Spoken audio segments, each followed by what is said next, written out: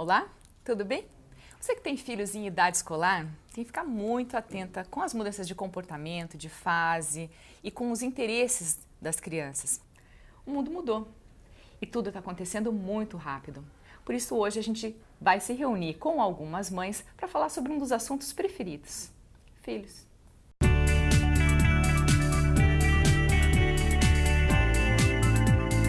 Nós acreditamos que a educação integral, a completa mesmo, ela tem que ser uma ponte entre família e escola. E hoje a gente está aqui com essas mães que são super engajadas na educação dos seus filhos e vamos falar um pouquinho sobre cidadania, que é o nosso tema principal. Quando eu era criança, eu estudava o SPB, Educação Moral e Cívica, a gente hasteava a bandeira e hoje em dia não é mais nada disso obrigatório. Será que as nossas crianças estão ficando menos patriotas? Eu concordo com você, que hoje isso tá bem diferente, né? Os meus filhos, eu tento conversar com eles sobre cidadania, sobre política, eu percebo que é uma coisa que eu trabalho com eles em casa. Dificilmente eles trazem algum tema da escola, né? Não sei, talvez tenha algum problema também a escola abordar, não sei, porque tem, né, Por causa da grade As crianças curricular? são muito diferentes dentro de uma sala de aula, né, hoje em dia. Então, eles não podem dar opinião, a escola não pode se posicionar em alguns temas, né? Então, eu concordo que tem alguns motivos para isso. Então, esses temas, quando eu abordo em casa com eles, eu percebo que eles aprendem o que eu tô passando, que foi o exemplo da passeata, né? Não sei com vocês. Mas a escola sempre tem alguma função, mesmo que não seja bem clara ou que faça da parte da grade curricular, porque não cabe à escola mesmo. Porque mesmo sem querer, o professor cita alguma coisa, ou o coleguinha que ouviu em casa. Então, é muito importante que as famílias falem, né? Se os filhos ouvem o pai e a mãe comentando sobre os fatos que acontecem, se os pais assistem jornal, leem, se informam, né? A mesma leitura dos livros, que hoje tem tantos livros à disposição falando sobre acontecimentos históricos, é uma forma da criança aprender. O que eu vejo muito é que os pais, eles querem que os filhos sejam de uma forma, mas eles mesmos não fazem. É questão de exemplo, né? De exemplo, acho que tudo na educação é exemplo. Agora, você que viaja bastante, né, Kátia? Teu filho, ele enxerga o Brasil de um jeito diferente nessa questão econômica e política do que as outras crianças que convivem com ele? Então, fazer essa comparação é um pouco difícil, né? Eu posso falar dele especificamente, mas antes de comentar sobre isso, só complementando aí o que as outras mães comentaram, eu concordo que o patriotismo ele é formado mais por uma questão cultural do que única propriamente da escola. Se você for observar em outros países, né, que são extremamente patriotas, isso já vem de geração para geração e lógico que é passado através da escola, mas principalmente através das famílias, que têm orgulho, né, do seu país, que se sentem como se estivesse dando uma continuidade, uma tradição de cultura. Exatamente, como dando uma tradição de cultura, que sentem orgulho quando vestem a camisa do país, quando vão cantar o hino, e tem aquilo muito forte dentro de si, sabe? O meu filho, ele, né, como eu havia comentado contigo, ele já teve muitas experiências, né, para a idade dele, a gente já morou fora há algum tempo, ele teve a oportunidade de estudar numa escola britânica também, e viveu nos Estados Unidos, e também tem primos que moram na Alemanha já desde que nasceram. Eu tenho 2 irmãs mais velhas que estão lá há muitos anos. Minha irmã mais velha, a mais velha de todas, já está há mais de 20 anos fora. Então ele tem essa exposição maior, essa diferença de cultura, né, enfim, e de outros países, até mesmo porque meu pai é austríaco, né, então acho que a gente conseguiu passar um pouco disso para ele. E ele vê, assim, essa questão de segurança, né? Segurança é um ponto forte. Quando a gente morava fora, por menor que ele fosse, ele via uma preocupação nossa muito maior com a segurança aqui no Brasil do que em outro país, né? Porque ele tem 8 anos. Ele tem 8 anos, exatamente. Então, mas aí você comentou alguma coisa relacionada à a noção de dinheiro, que ele Sim. tem que fazer economia, que ele sabe que o Brasil não está bem, que por isso que Exatamente. houve essa passeata e tudo mais. Exatamente. Essa é uma percepção recente que ele teve, porque quando a gente foi morar fora, a gente sempre comentou, né, como a gente tinha essa facilidade de estar lá, e eventualmente eu viajava muito, né, para voltar para Curitiba, enfim, por conta dos meus negócios. E ele às vezes pedia, mãe, quero comprar isso, quero comprar aquilo, né? E como nós estávamos morando lá, eu dizia, filho, isso é mais barato lá, não vale a pena a gente comprar aqui, brinquedo, por exemplo, né? E aí, recentemente, né, agora no final do ano a gente viajou, a gente começou a ter que fazer conta, porque o dólar subiu muito. E ele começou a questionar, mas mãe, por que agora tá mais caro? Por que antes a gente podia comprar mais? Por que agora a gente já não pode? Por que você tá fazendo tanta conta se antes você não fazia? Filho, né? Daí a gente tem que explicar um pouquinho sobre o que aconteceu na economia, sobre os problemas que estão havendo, né? E querendo ou não, existe uma tensão hoje, eu acho que na casa de todo mundo, né? De todas as famílias, todo mundo tá com aquela, pelo menos na minha casa, né? Eu, meu marido, a gente fica naquela tensão, ai, temos que assistir o que tá acontecendo, meu Deus, todo mundo torcendo para um determinado partido político e quando, né, acabou ganhando não o que a gente esperava, né? Todo mundo comentando, as crianças ficam atentas e questionam e querem saber o porquê. Isso sem dúvida nenhuma. Isso é uma questão de cidadania, né, Cláudia? Eu concordo contigo, mas eu vejo que muita gente está preocupada porque o poder de compra, de aquisição, vai diminuir. Como você falou, se você tem a oportunidade de levar teu filho para conhecer um outro país, uma outra cultura, é muito boa. Mas dentro do meu ciclo de amizades, eu vejo que existem muitas famílias preocupadas em irem para os Estados Unidos comprar Hollister, certo? Sim. Então, puxa... Mas pelo consumismo, na verdade. E vira tudo no consumismo. Então, as crianças, às vezes, elas entram na preocupação, mas é simplesmente na preocupação, poxa, eu não vou mais poder comprar o play novo que eu queria, o tênis novo. Então, por que não separa um pouquinho isso? Vamos fazer uma viagem para Inglaterra, para conhecer lá o país, no sentido de...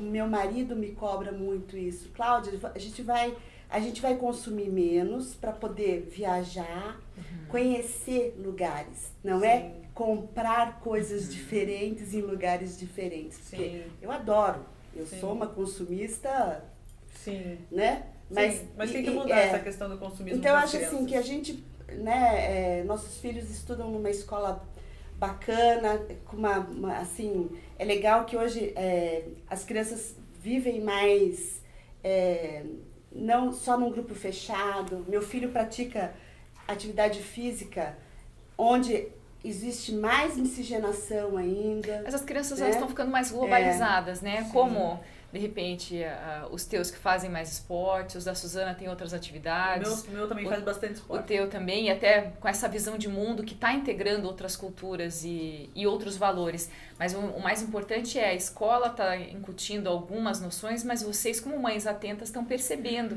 essas mudanças que são diferentes de quando a gente era criança. A gente tinha uma noção limitada de mundo. Mas essa questão de consumismo é um ponto bem importante, eu achei bem relevante ela ter comentado. E assim, eu percebo, né, como comentei, já morei fora, tenho meus sobrinhos que moram fora, e o meu filho também já teve essa percepção. Quando nós morávamos fora, ele tinha amigos, ele estudava numa escola internacional e tinha amigos de diferentes países, né? Nós tínhamos um grupo de amigos aí, os melhores amigos dele, um era da Bulgária, outro era da Austrália, outro era da Inglaterra, outro era da Venezuela. Então, assim, bem diferente. Ele não tinha nenhum amigo brasileiro na época, né? Então, ele foi obrigado a aprender uma segunda língua para poder se comunicar, porque nem para brincar ele podia se comunicar na língua dele. Ele foi obrigado. E criança aprende por necessidade. Não adianta, em determinada idade, você querer conscientizar a criança com relação ao consumismo, com relação à importância do segundo idioma ou qualquer outra, porque eles não mas têm todo ser humano é assim, né? A gente também aprende quando precisa. Sim, mas a gente tem,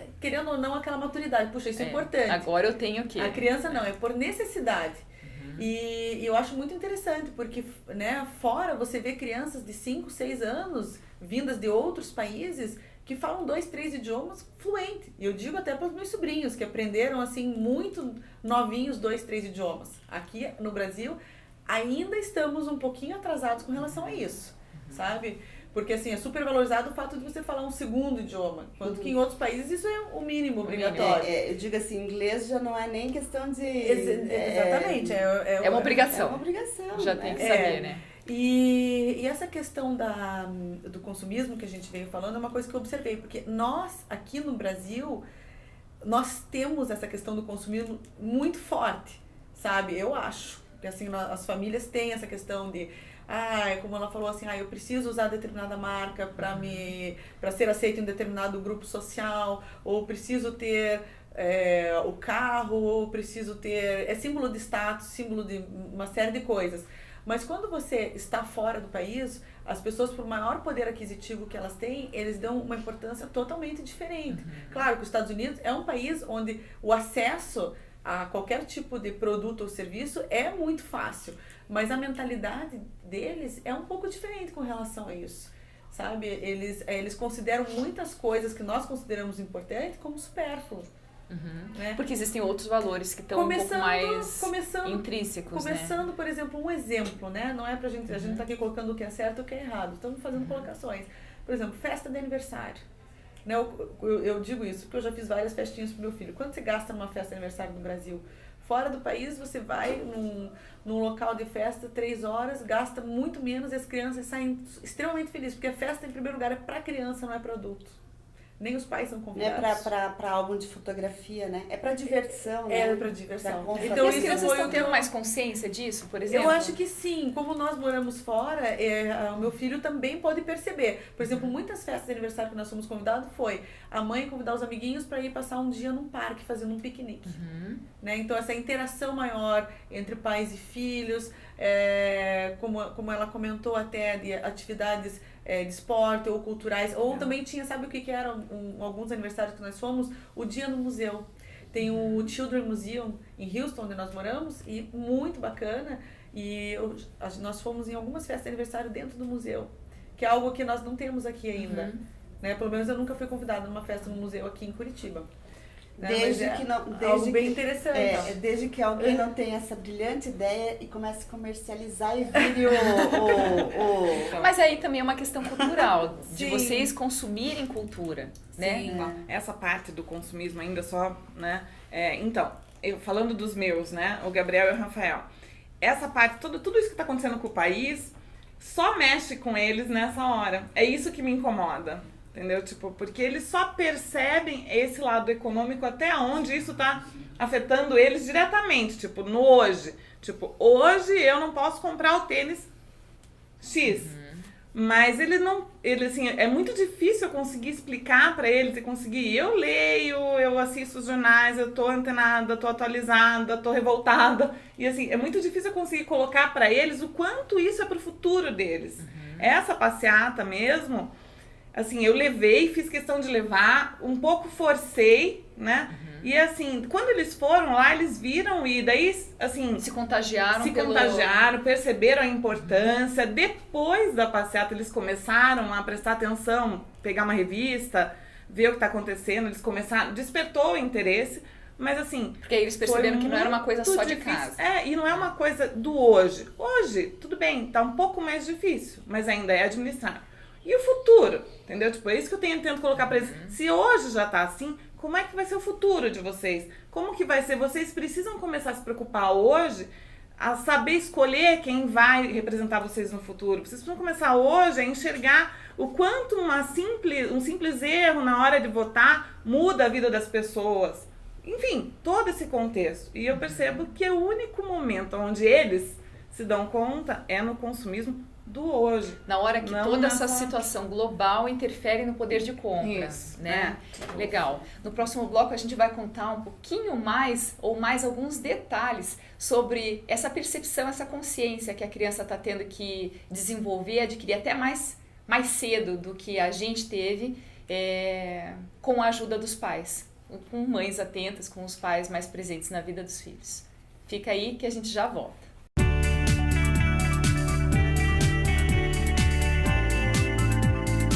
Nossa democracia Maria Jovem, tivemos alguns movimentos populares no Brasil com relação à política, mas nada comparado a essas milhares de pessoas que foram às ruas. Nesse movimento Vem para as Ruas. Agora a gente vai falar um pouquinho sobre corrupção e essa indignação que está tomando conta das famílias brasileiras. Né? Vocês estão vendo algum tipo de exemplo no dia a dia das crianças que chega nelas o certo e errado, ou aquilo que elas estão se indignando no micromundo delas e até mesmo no cenário nacional? Eu acredito que tem vários exemplos que a gente pode dar. Um clássico que quem nunca fez ou quem nunca pensou em fazer isso. Uma vez nós viajamos pro Mato Grosso e meu marido foi multado. E ele ficou preocupado, na hora que ele foi abordado pelo guarda, pro João não perceber que ele estava tentando subornar o guarda, certo? Então, eu digo assim, que a maioria dos motoristas, uma vez, tentou não levar uma multa, certo? Quem que nunca tentou convencer a moça do Estado para não dar a multa do Estado? Então, eu digo assim, são pequenas coisas que a gente faz no dia a dia, na presença dos nossos filhos, que que passa informações erradas. Poxa, eu parei na vaga do idoso, mas eu só fui ali e voltei. Né? Então, mas guarda, é impossível não. Aqui, olha, não via carro nenhum. Quer dizer, as leis existem, as normas existem para serem respeitadas. E a gente, no dia a dia, tenta infringir um monte de... Mas vocês estão criando um pouco mais de consciência nisso, já que criança aprende com exemplo, né? Pois é. Vocês estão mostrando... Assim, é sobre isso que eu quero dizer. A gente precisa mudar, primeiro. Então, vai ser impossível mudar uma geração se ela continuar vendo... Vocês acham que esse movimento de terem ido para as ruas, mas as crianças percebendo que muitos dos pais ou dos tios e das pessoas com quem eles convivem dão aquele jeitinho brasileiro de tirar vantagem numa exceção, digamos, né? Como os 5 minutinhos para vaga, ou faz errado, mas é só dessa vez e tudo mais. As crianças, eu tenho percebido que elas estão um pouco mais inflexíveis com é certo ou errado, não tem meio termo, como outras crianças de outras culturas.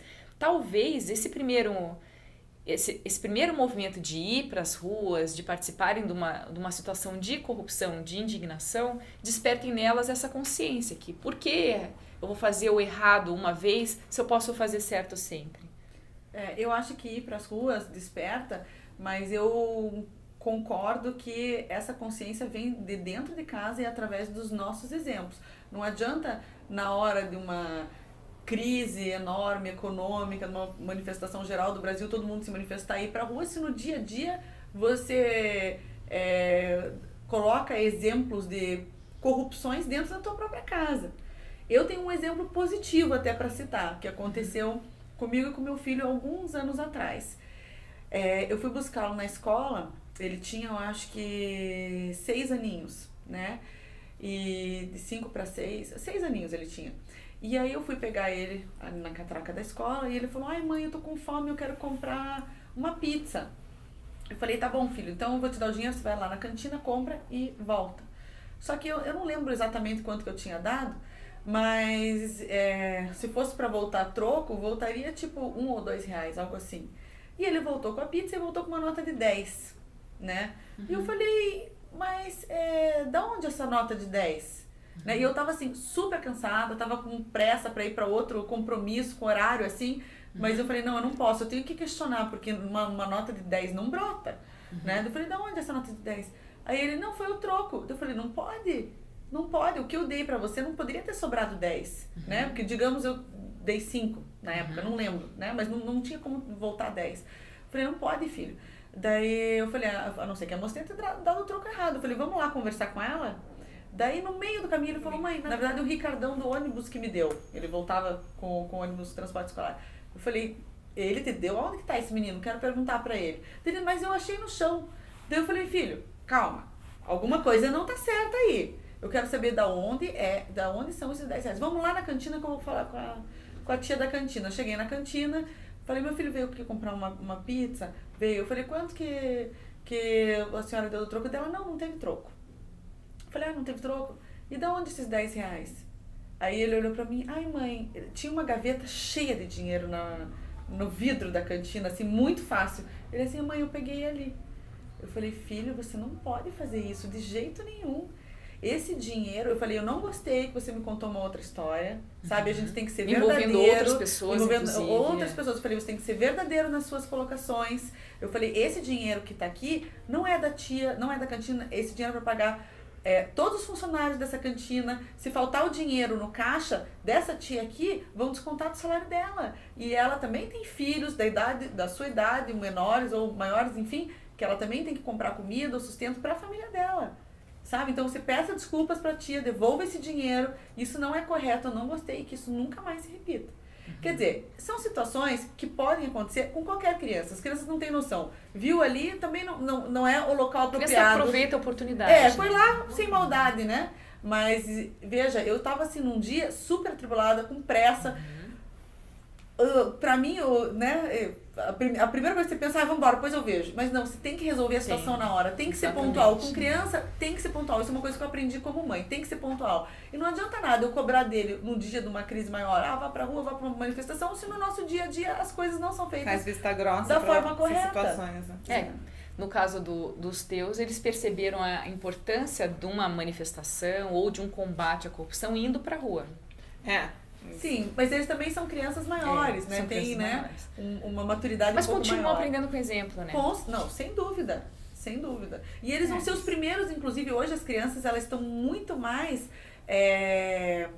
Elas se comunicam muito mais com os pais e falam as coisas do que há anos atrás, né? Pelos nossos pais. Então, se a criança mesma vê um exemplo ou uma incoerência dentro de casa, ela vai apontar. Isso eu não tenho dúvida. Eu vejo pelo meu filho. Porque volta e meia, se eu eventualmente tento corrigir ele de alguma forma, que ele pensa que aquilo é incoerente da nossa parte, mas por que você está me dizendo isso se você faz diferente? Ele é o primeiro que questiona. O Gabriel e o Rafael também, assim, nessa questão, assim, eles cobram muito quando isso de estacionar, né, fila dupla, tudo isso, eles ficam, que vergonha, né, não, falar aqui no celular na hora do carro. Falar no celular, uma coisa que eu observo também, que eles me cobram, tipo, desperdício de água, lixo, não separar o lixo, sabe? Eu fico orgulhosa, porque eu falo, puxa, né? A consciência deles é muito maior. Eles têm isso, acho que até a escola mesmo, porque assim, eu comecei a separar o lixo, já faz anos que eu separo, mas eu comecei a separar até por um incentivo do próprio Positivo, que começou a trabalhar as feiras que a escola propõe para os pais participarem junto com os filhos, né? É muito bacana. Mas existe pouca adesão das famílias para irem, para que os trabalhos sejam bem feitos, né? Às vezes assim, vai porque precisa de nota, ou faz por fazer, né? E mesmo assim, muito pai, eu não vou lá, isso é coisa tua, coisa, né? Então assim, gente, a gente precisa... Porque a noção de família, ela vem disso, né? Se é importante para eles... Os pais têm que participar e vice-versa, porque muitas vezes a situação é importante para os pais estão tentando, né, resolver alguma situação em casa e precisam da colaboração dos filhos. Então a família é isso, junto com a escola, né? Qual é a escola melhor? Não existe a escola melhor. O que existe de melhor é qual é a escola em que a família mais pode participar junto com a escola das coisas que acontecem, né? Falando sobre escola e sobre corrupção e sobre jeitinho, numa reunião, num grupo informal de mães, uma certa vez eu ouvi uma mãe dizer uma coisa que eu achei assim, puxa, absurda. Eu chamei a atenção dela, eu não resisti. Ela falou assim, poxa, meu filho perde, todo mundo reclamando, perde moletom, perde camiseta. Eu falei assim, eu não faço mais compra de moletom, meu filho faz assim. Chegou no inverno, eu digo para ele, vai lá na Achados e Perdidos e diga que você perdeu o teu moletom.